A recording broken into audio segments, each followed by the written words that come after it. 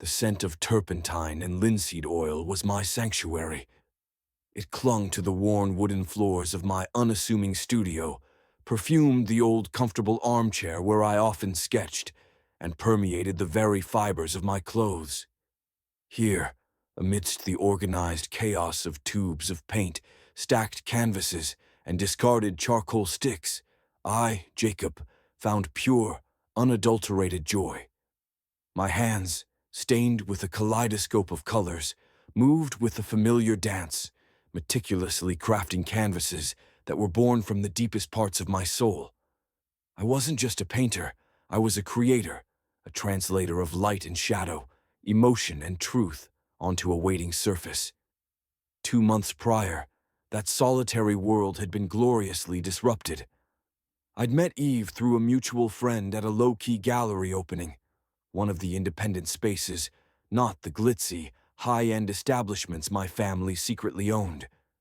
She was a vivacious art gallery assistant, her laugh like wind chimes, her eyes sparkling with an infectious enthusiasm. She wore a simple, elegant black dress that night, a striking contrast to the avant-garde chaos around us, and her understanding of art, her passion for it, felt like finding a kindred spirit. Our whirlwind romance had been intense, a dizzying blur of passionate discussions about art history, late-night walks through the city, and whispered confessions under the sprawling oak trees in Central Park. She loved my hands, she said, the way they moved when I described a brush stroke, the way they looked when they were covered in paint. She spoke of how my eyes lit up when I talked about light, about form, about the elusive quality of capturing emotion. I genuinely believed I had found my muse, my soulmate, someone who saw beyond the quiet exterior to the vibrant world within me. She was everything I thought I wanted, a spark of pure, unadulterated passion in my otherwise disciplined life. We spent countless hours in my studio, Eve watching me paint, her presence a comforting, inspiring hum. She'd bring me obscure art books, suggest new color palettes, and even pose for me, her laughter echoing off the high ceilings. I poured my heart into every stroke, every piece, fueled by her vibrant energy. I shared my dreams with her, my artistic philosophies, the deep, sometimes solitary joy I found in the act of creation. She seemed to understand. She seemed to get me, in a way no one else truly had. But as the initial fervor of our relationship began to wane, a subtle shift occurred. It was imperceptible at first, like a faint crack appearing in a masterpiece. Her once enthusiastic praise for my work, the way she'd gaze at a finished canvas with genuine awe, began to turn cold. The light in her eyes, once so bright, now seemed to dim whenever the conversation shifted from our dates to my painting. The subtle shifts soon became overt. "Jacob," she'd say, her voice laced with a new kind of sweetness, one that felt more like sugar than honey. "Your work is unique. But you know, darling, art is about more than just painting for yourself." She'd cast a glance around my studio, a place I considered sacred, as if seeing it for the first time, not as a creative haven, but as a symbol of my financial lack. "Why haven't your paintings ever graced a prestigious gallery exhibition?" she'd ask, her tone casual, almost innocent, but the question was a thinly veiled accusation. "I mean, all the real artists, the ones making a name for themselves, they're always showing at the big galleries. Wouldn't you want your work to be seen, to be validated?" She'd then talk about the artists she worked with at the gallery, name-dropping names that commanded respect and, more importantly, high prices. Her eyes would light up, not with artistic passion, but with a different kind of glow, one of aspiration, of status, of perceived success. It became clear that her definition of success was intrinsically tied to public display, critical acclaim, and most tellingly, financial value. My unassuming studio and my quiet method of working didn't fit her narrative of the successful artist. To her, I was just a struggling artist, a romantic notion that quickly lost its charm when reality set in. The realization hit me with the quiet force of a slow-motion car crash. Eve's true materialistic nature was surfacing, ugly and undeniable. She wasn't captivated by the art itself, or by the artist's soul. She was captivated by the potential for fame, for fortune, for social climbing. My art, to her, was merely a commodity, and a currently unmarketable one at that.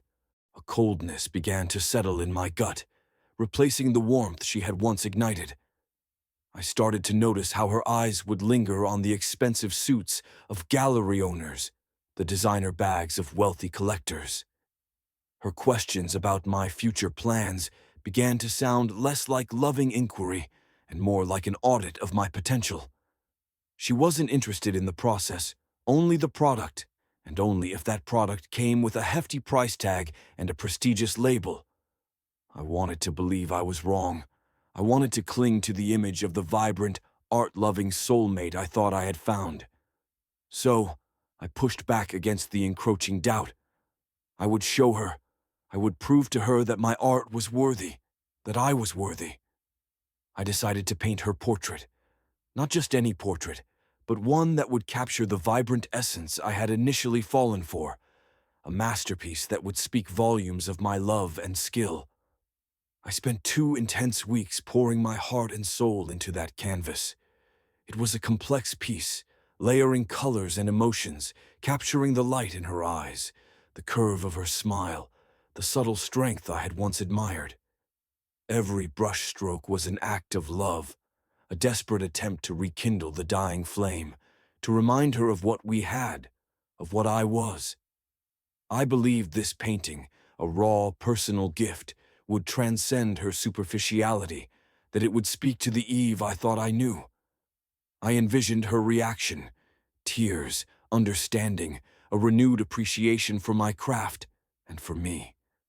The day I finished it, the paint still subtly wet, I called her, my voice filled with hopeful anticipation. "Eve," I said, a tremor in my voice I couldn't quite hide. "I have something for you, something I've been working on." She arrived later that evening, dressed impeccably, her expression a little weary, a little distant. She walked into my studio, and her gaze fell upon the easel where the portrait stood. My heart hammered, a drumbeat of anticipation and fear. This was it. This was the moment of truth. This was where she would see me, truly see me, and understand. She approached the canvas slowly, her head tilted. My breath hitched. Then she let out a soft, mirthless laugh. It wasn't the wind chimes I had fallen for. It was cold, analytical, disdainful. "Jacob," she said, her voice dripping with a condescending sweetness that curdled my blood. "Is this it? Is this what you've been doing for 2 weeks?" She gestured dismissively at the vibrant portrait. My soul poured onto canvas. "Honestly, darling, it's quaint, but it's still just the same old thing. Nothing that would ever hang in a real gallery." Her eyes, once so bright, were now flat, devoid of any appreciation. She looked at my masterpiece, a gift of pure devotion, and saw nothing but her own disappointment. "It's not about the gallery, Eve," I began, trying to explain, to plead. "It's about the art. It's about you." She cut me off, her lip curling in a sneer. "No, Jacob, it's all about the gallery. It's about recognition. It's about worth. And this," she scoffed, pointing a perfectly manicured finger at my work, her voice rising in a crescendo of contempt, "this is just trash." Then, with a sudden, vicious movement that stunned me, she snatched a palette knife from my workbench, scooped up a dollop of vibrant blue paint, the very color I had used to capture the light in her eyes, and with a sneering twist of her wrist, she deliberately, callously smeared it across the still wet surface of my masterpiece, dragging a jagged, ugly line right across the face of the portrait. My breath hitched, my heart, already bruised, shattered. "We're done, Jacob," she stated, her voice cold and final, dropping the paint-covered knife onto the floor with a clatter. "I can't be with a man who lives in a fantasy of unrecognized genius. I need someone who's actually going somewhere. Someone whose work is actually in a gallery." She turned on her heel and walked out, leaving me standing alone in my studio, staring at the ruined canvas, a grotesque mockery of love and beauty. The vibrant blue, meant to be the light in her eyes, now bled like a wound across the face of my destroyed creation. My muse, my soulmate, had just desecrated my art, shattered my heart, and dismissed my entire existence. And I knew, with a chilling certainty, that she would swiftly move on, seeking the very thing she believed I lacked: validation, status, and the shallow gleam of a public exhibition. She was gone, and she had left behind not just a broken heart, but a ruined masterpiece, a symbol of her contempt. My quiet world had just been torn apart, and I was left with nothing but the lingering smell of fresh paint and bitter betrayal. Weeks crawled by, each day a fresh canvas for my renewed focus. The memory of Eve's sneer, the sickening smear of blue paint across my portrait, fueled a quiet fire within me. I buried myself in my work, creating with a fierce intensity, but also with a newfound detachment from external validation. The world of galleries, of public acclaim, had always been secondary to the act of creation itself. Now, it felt almost irrelevant.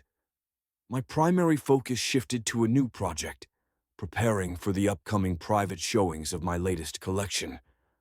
My works, as J. Hayes, the anonymous artist, were never exhibited in traditional galleries. They were sold directly to a highly exclusive network of private collectors, often before the paint had even fully dried. This secrecy was part of my brand, a deliberate choice that allowed my art to speak for itself, unburdened by the usual market hype. It also gave me the freedom to pursue my true passion, without the incessant public scrutiny that plagued many renowned artists. What no one, not even my closest friends, knew was the true extent of my involvement in the art world. I was the silent owner of several prominent galleries and even museums, including the prestigious Metropolitan Museum of Art, under various corporate entities. This anonymity allowed me to genuinely observe the art world, to understand its true mechanisms, unclouded by ego or external pressure. The invitation to the exclusive spring exhibition opening at the Metropolitan Museum of Art arrived on heavy cardstock embossed with the museum's crest. It was one of the grandest events of the art calendar, a chance for established artists to mingle with collectors, critics, and the city's elite.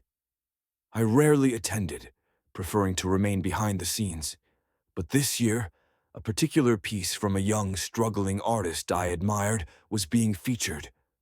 I wanted to see it in person, to observe the public's reaction. I arrived discreetly, mingling with the distinguished crowd, a quiet observer in my simple charcoal suit. The air was thick with the scent of expensive perfume, dry-clean tuxedos, and the faint, unmistakable aroma of champagne. Whispers floated through the cavernous halls, a symphony of polite greetings and whispered critiques. I found myself admiring a large abstract piece when a familiar, high-pitched laugh cut through the hum of conversation. My blood ran cold. Evening. She stood across the vast exhibition hall, radiating an almost blinding arrogance. Her dress was designer, her smile too wide, her eyes glittering with a triumphant gleam. Beside her stood a man, slender and intense, with a meticulously sculpted goatee and a self-satisfied smirk. I recognized him instantly from her social media. Mark Harrison, a painter whose work, while technically proficient, I found derivative and superficial. His latest series, a collection of hyper-realistic cityscapes, was currently the centerpiece of the exhibition. Eve spotted me. Her eyes widened for a split second, then narrowed into a predatory gleam. A renewed flush of arrogance spread across her face. This was it. Her moment to rub salt in the wound, to publicly humiliate the struggling artist she had so carelessly discarded. "Darling, look," she chirped to Mark, her voice carrying a little too loudly across the polished floors. She tugged at his arm, dragging him towards me with a sickening eagerness. "It's Jacob!" My old friend. Mark, ever the eager showman, straightened his shoulders, adopting an air of superior disdain as they approached. I stood my ground, my hands clasped loosely behind my back, my expression calm, unreadable. The internal storm raged, but outwardly, I was a statue. "Jacob," Eve purred, stopping directly in front of me, forcing me to acknowledge her. Her eyes raked over my simple suit, a look of amused contempt. "What are you doing here? I didn't realize they let everyone in." Her new boyfriend, Mark, snickered beside her. "I have an appreciation for art, Eve," I replied, my voice even. "Oh, I'm sure you do," she drawled, her tone dripping with condescension. "From a distance, perhaps. Mark here," she gestured proudly to her boyfriend, "is actually in the exhibition. His work is the main attraction, in fact. You know, actual, exhibited art, not the other kind." She glanced pointedly at my hands, subtly implying their paint-stained history. Mark stepped forward, a smirk playing on his lips. "It's a tough business, isn't it, pal? Not everyone gets their big break.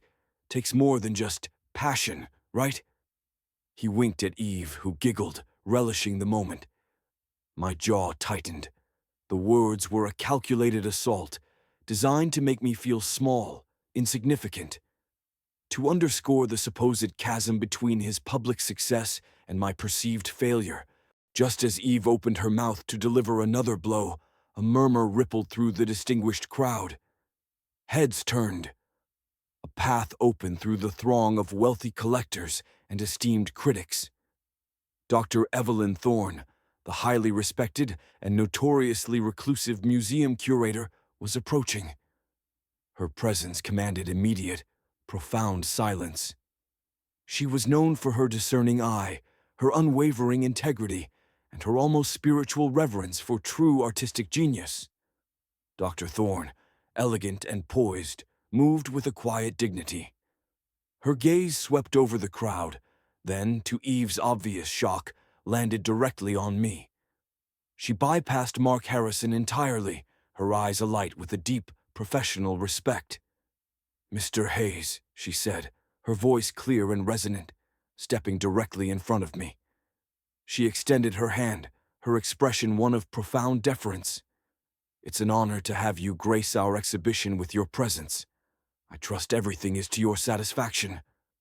The atmosphere in the immediate vicinity froze. Eve's proud smile faltered. Mark's smirk vanished, replaced by utter bewilderment. Their faces, just moments ago radiating arrogance, contorted into masks of confusion. Did she just say, "Mr. Hayes"? And why was she speaking to him with such respect? "Dr. Thorne," I replied, taking her hand, my voice calm. "The exhibition is impressive, particularly young Mr. Davies's installation." Dr. Thorne nodded, then turned to the small, stunned circle around us, her voice rising slightly so that it carried through the now hushed section of the gallery. "Ladies and gentlemen," she announced, her voice resonating with a quiet authority, "it seems we have a rare treat tonight. Many of you know of the anonymous artist J. Hayes, whose works have shattered records in private sales and redefined contemporary art. What most of you don't know, however, is that J. Hayes prefers to remain anonymous, allowing his art to speak for itself." Her gaze landed directly on Eve, then on Mark, a subtle, almost imperceptible flicker of distaste in her eyes. "Tonight," she continued, "we are honored by the presence of the artist himself. Please allow me to introduce you to Mr. Jacob Hayes, the brilliant mind behind the J. Hayes collection." She gestured towards me with an elegant sweep of her hand. The gasps were audible, a ripple of whispers, then a wave of excited murmurs surged through the crowd. Phones were discreetly pulled out. Whispers of, "Jay Hayes is here," and "He's Jacob," filled the air. Collectors, critics, and even rival artists began to converge, their eyes wide with recognition and awe. Eve's face drained of all color. Mark Harrison looked utterly aghast, his meticulously sculpted goatee seeming to tremble. They stood there, frozen, like statues caught in a spotlight.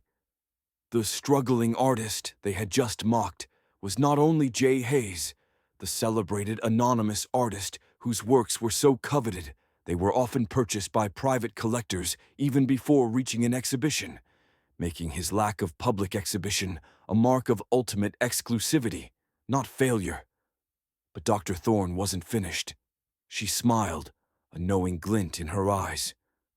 "And perhaps," she added, her voice dropping slightly, "while we have Mr. Hayes here, it's worth noting another fact that many are unaware of.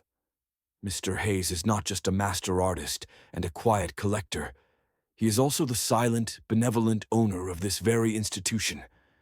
The Metropolitan Museum of Art and many others are proud to be part of the Hayes Art Collective." The second bomb dropped with even greater force. The silence was deafening, then erupted into a fresh wave of murmurs, this time laced with astonishment. Eve's jaw dropped, her eyes wide with a horrifying realization. Mark Harrison stumbled back a step, literally, as if he'd been punched. The man they had just condescended to, the struggling artist they had just humiliated, was not only the celebrated Jay Hayes, but the very individual who owned the ground they stood on, the institution that housed Mark's exhibited art. My gaze met Eve's. Her face was a kaleidoscope of emotions: shock, disbelief, dawning horror, and then a desperate, frantic attempt to recompose herself, to conjure up the charming Eve I had once believed in. Her eyes, filled with a sudden, raw panic, searched mine for any sign of forgiveness, any hint of the old affection. Eve finally found her voice, a strangled, desperate whisper. "Jacob, I had no idea. Oh my God, Jacob, please!" She took a tentative step towards me, her hand attempting to grasp my arm. "I'm so sorry. I made a terrible mistake. Please, darling, we can talk. We can fix this. I always knew you were talented. I misunderstood." Her words were a torrent of desperate apologies, an attempt to rekindle a connection she had so carelessly severed. The darling felt like a knife twist, a grotesque parody of the affection she had once feigned. But I met her pleas with a calm, steel-eyed refusal. The warmth I had once felt for her, the vulnerability I had shown, was a distant memory, replaced by a cold, unwavering resolve. Her sorrow wasn't for me, or for the art she'd defiled. It was for the colossal misjudgment she had made, for the golden goose she had so foolishly slaughtered. "Misunderstood, Eve?" I asked, my voice low, clear, and utterly devoid of warmth. Every eye in the crowded hall was on us, hanging on every word. This was not just a personal confrontation, it was a public reckoning. "Was it a misunderstanding when you called my art trash?" I saw her flinch, her gaze darting away.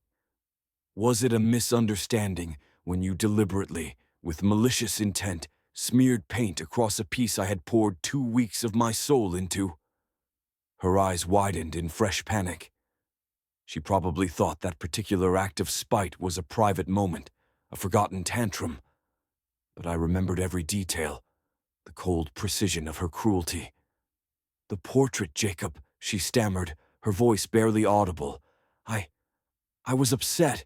It was a moment of weakness. I didn't mean to." "You meant to destroy it," I finished for her, my voice sharp and cutting. "You meant to invalidate my work, my passion, because it didn't fit your shallow definition of success. You thought I was a struggling artist. And you found it amusing to defile what I held sacred.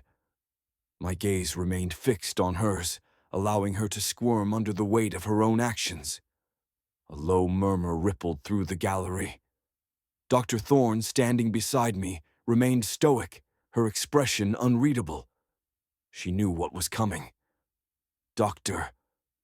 Thorne," I said, turning slightly to face her, my voice rising just enough to carry clearly across the hushed hall. "As the owner of this institution, and as the artist whose property was wantonly destroyed, I believe we have a clear case of vandalism and destruction of property." Eve gasped, a high, strangled sound. Mark Harrison, beside her, looked utterly terrified. Vandalism, destruction of property. These were not words typically associated with a lover's spat. These were legal terms, with very real, very public consequences. "Indeed, Mr. Hayes," Dr. Thorne replied, her voice calm and professional. She then gestured subtly to two stern-faced museum security guards who had quietly positioned themselves a few feet behind Eve and Mark.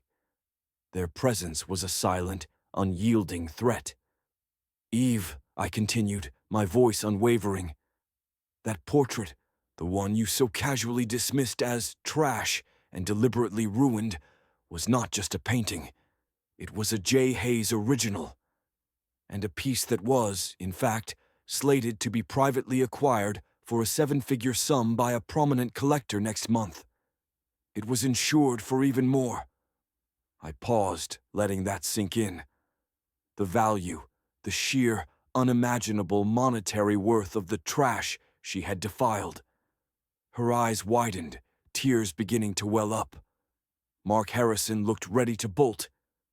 "Given the circumstances of its destruction," I stated, my voice now laced with cold precision, "and the blatant disregard for artistic integrity, I am instructing my legal team to pursue the maximum possible damages. And as the owner of this museum, I'm afraid I cannot allow individuals who show such blatant contempt for art and property to remain on the premises." I turned to the security guards. "Gentlemen, please escort Ms. Davies and her companion out of the gallery. Immediately." The security guards moved forward, their expressions stern. Eve let out a whimper, clutching at Mark's arm. "No, Jacob, please, I'm sorry. I'll pay for it. I'll do anything. Please don't do this." Her voice was now a desperate, public wail. Mark Harrison, ever the opportunist, immediately tried to distance himself. "Eve, please, this has nothing to do with me." He tried to pull his arm away from her frantic grip, his face a mask of self-preservation. "It has everything to do with you, Mr. Harrison," I interjected, my gaze sweeping over him with contempt. "You stood by, even encouraged, her disparaging remarks. You yourself made condescending comments about struggling artists and real jobs. You are complicit in her attempt to publicly humiliate a fellow artist, albeit one whose work you clearly underestimated. Your exhibited art, Mr. Harrison, means nothing when your character is so transparently shallow." His face flushed crimson. The crowd, previously whispering, now buzzed with an electrifying mix of shock and schadenfreude. The art world loved a good scandal, especially when it involved a public takedown of perceived arrogance. The security guards took Eve by the arms. She struggled, pleading, her carefully constructed image of grace and sophistication utterly destroyed. Her designer dress, once a symbol of her elevated status, now seemed to mock her flailing. Mark, seeing the inevitable, tried to melt into the crowd, but the second guard had him by the elbow. "You can't do this," Eve shrieked, her voice echoing through the grand hall as she was gently, but firmly, propelled towards the exit. "You'll regret this, Jacob. You'll face the consequences of your actions, Eve," I finished, my voice steady. "Just as I've always understood that every stroke, every decision, carries a consequence. Your lesson begins now." As they were escorted out, their humiliated figures shrinking in the grand doorway. The crowd erupted in a mix of hushed murmurs and open fascination. Dr. Thorne gave me a subtle nod of approval. The public humiliation she had intended for me was now, magnificently, her own, and it was just the beginning. The scent of turpentine and linseed oil still permeated my studio, but now it felt different. It was no longer a sanctuary from judgment, but a place of pure, unburdened creation. The dramatic confrontation at the Metropolitan Museum of Art, the stunned faces of Eve and Mark, the triumphant feeling of reclaiming my narrative. It all felt like a distant echo, a vivid memory but one without sting. The true satisfaction wasn't in their public humiliation, but in the quiet, profound sense of liberation that followed. My reputation as J. Hayes soared. The anonymity I had so carefully cultivated for years was gone, replaced by a global recognition that was both exhilarating and, at times, a little overwhelming. Galleries that had once dismissed me now clamored for my work. Collectors who had previously purchased my pieces in secret now proudly displayed them, eager to be associated with the name Jacob Hayes. The media, fascinated by the story of the struggling artist who turned out to be a hidden genius and a museum owner, clamored for interviews. I gave very few, choosing to let my art, and now my actions, speak for themselves. Eve's brief moment in the art world spotlight ended, as expected, in utter disgrace. News of the lawsuit, the substantial sum she was ordered to pay for the destroyed portrait, circulated relentlessly. Her carefully constructed facade of sophistication and artistic insight crumbled under the weight of public condemnation. Her new boyfriend, Mark Harrison, eager to distance himself from the scandal that threatened to engulf his own shaky career, quickly abandoned her. He issued a weak, self-serving statement, painting himself as an innocent victim of Eve's deception. His art, once considered rising, was now viewed through a cynical lens, tainted by his association with the scandal and his evident lack of character. His exhibited status felt hollow, a temporary veneer over a foundation of mediocrity. Eve faded into obscurity. The once vivacious art gallery assistant, consumed by materialistic aspirations, was now a pariah in the very world she had so desperately tried to ascend. I heard whispers through the grapevine that she struggled to find any work, that she was burdened by the debt owed to me, a constant, crushing reminder of her cruel actions. Her dreams of grandeur, built on superficiality, were shattered. She became a cautionary tale, a bitter symbol of what happens when ambition eclipses integrity. For me, life continued to unfold like a beautifully complex composition. I continued to create, my art gaining new depth and resonance. No longer weighed down by the need to prove myself, I painted with an even greater freedom, exploring new techniques and themes. My silent ownership of prestigious galleries and museums allowed me to implement real change, fostering environments where art was truly valued for its intrinsic beauty and meaning, not just its market price. I established the Hayes Art Integrity Foundation, an initiative close to my heart. Its mission was simple, yet profound, to support emerging artists who valued integrity over superficial fame. We provided grants, mentorship, and exhibition opportunities, ensuring that talented individuals, regardless of their connections or commercial viability, had a platform to share their authentic voices. It was my way of counteracting the very materialism and superficiality that had defined Eve's worldview and, for too long, influenced aspects of the art world. I wanted to nurture a new generation of artists who understood that true worth stemmed from genuine passion and unwavering integrity, not from the fleeting applause of the crowd. The ultimate message of my story became abundantly clear, not just to me, but to the thousands who followed my journey. True artistic value and personal worth are not determined by public display or material wealth, but by inherent talent, genuine passion, and unwavering integrity. My journey was a testament to this truth. I had chosen to operate quietly, to allow my work to speak for itself, and in doing so, I had built something far more enduring than fleeting fame.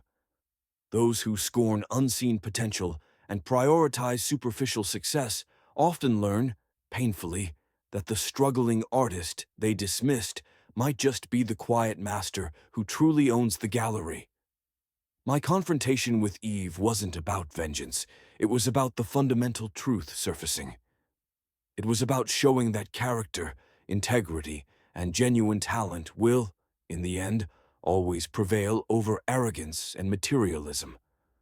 The most satisfying justice isn't found in a courtroom or in a public shouting match, but in a quiet, decisive reclaiming of respect. It's in building a life that reflects your true values, free from the constraints of others' expectations. My masterpiece was not just on canvas. It was the life I built, authentic, purposeful, and genuinely fulfilling.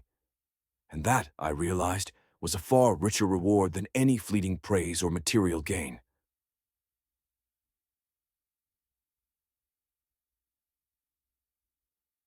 And so, the story of Jacob, the quiet master, concludes. His journey from dismissed artist to global visionary reminds us that sometimes the greatest treasures are hidden in plain sight, waiting for the right moment to reveal their true value. If Jacob's triumph resonated with you, if his story inspired you to look beyond the surface, please consider liking this story, subscribing for more narratives that explore the depths of human spirit, and commenting below with your thoughts and reflections. Your insights are invaluable to us, and we appreciate you sharing your journey with ours.